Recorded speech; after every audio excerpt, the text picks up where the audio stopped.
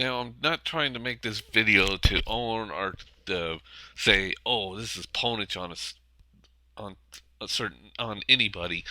I'm just trying to make this video just to help people learn where certain technologies come from, especially with a certain console.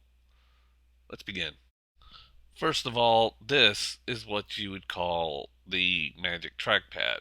If you remember this device, it was doomed from start.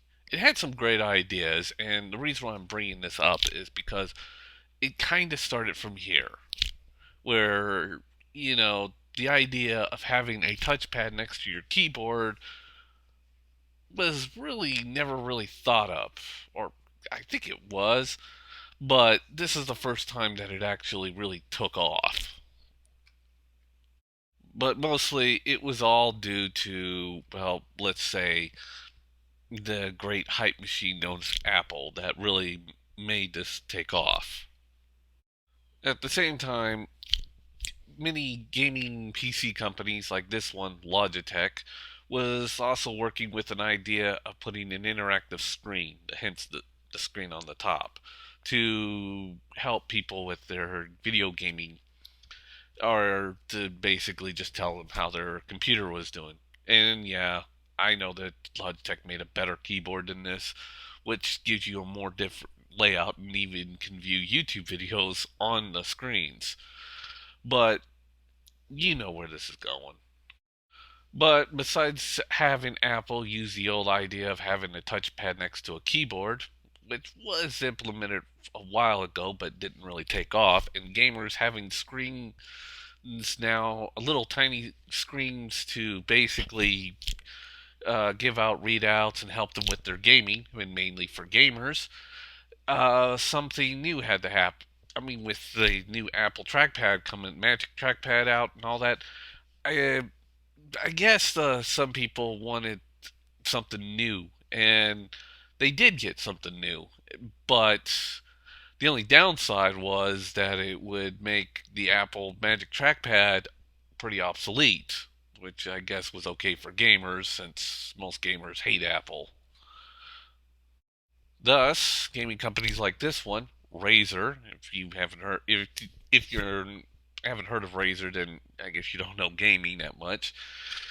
Well, I've heard of Razer, but I'm not much of a gamer. But anyways, as you can see, they decided to go the next level. And what they ended up doing was putting a touchscreen next to the keyboard layout, placing the number pads and program, and of course, well, the programmable buttons have been there for years, but with now programmable icons, I'm actually impressed. It actually was a good technology, and of course, this technology was is an actual pretty good technology. And just to let you know, well, another company decided to finally go into the more next evolutionary level. And even though a lot of people have complained and kept saying, I don't understand why this company is doing this, I don't need a touchscreen, even though high end PC gamers now are using these touchscreens, well, thanks to Apple and Logitech. And of course, what I'm talking about is the Wii U, with the touchscreen in the middle and where they came up with it. You have to understand, ever since the GameCube, Nintendo has become notorious for following US way of gaming. And of course, they've seen these keyboards. Now, what I find funny is that Nintendo's using a reactive touchscreen instead of a capacitive, which basically makes their controllers about $100, but yet the capacitive keyboards like the one Razer's selling is about close to $200. So, all this bitching and complaining about Nintendo using a touchscreen and it's an idiotic idea.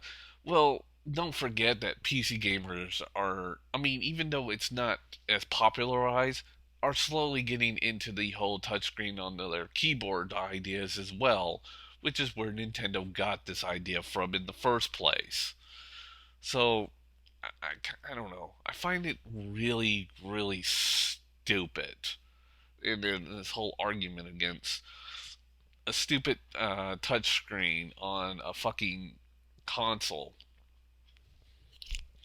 And yet, there most of these gamers have touchscreens now on their keyboards, which almost does the same job. And not only that, to make this even more funnier, Razer Blade, your gaming company, made a laptop. Yeah, with a touchscreen at the bottom, which also doubles as the new trackpad. I wonder why they did that. Oh, wait. Uh, no. It Razer wouldn't, the top uh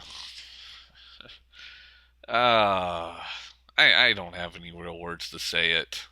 And as for the iPhone and the iPod Touch is concerned, there's even a company out there that's making a keyboard that will just let you hook it in. Of course, with the new iPhone 5 and the fifth generation iPod Touch, that's going to make that kind of connectability a little hard. But there you go. You can now hook your iPhone into your keyboard. And of course, this also goes in my other end of the message. First, stop complaining about the Wii U's and the use of their touchscreen when basically most of you PC fanboys are starting to use it yourself now. Seriously, I don't want to hear it. It's a monoculous, stupid conversation argument, and well, you guys are using it yourself as well, and a more expensive form of it. At least Nintendo gave us something nice and cheap and affordable. Secondly, with their iPad or the Magic Trackpad not really being sold as well as it used to be, which was a very short time, Apple's their new Magic Trackpad is, well, obsolete. And of course it was obsolete. People are now coming out with a much more better way of using their keyboards, and this poses a big ass problem for Apple. Their new innovative product is a joke. And if Apple doesn't do anything to seriously fix this mess, it could end up seriously hurting Apple in the future and in possibly the long run.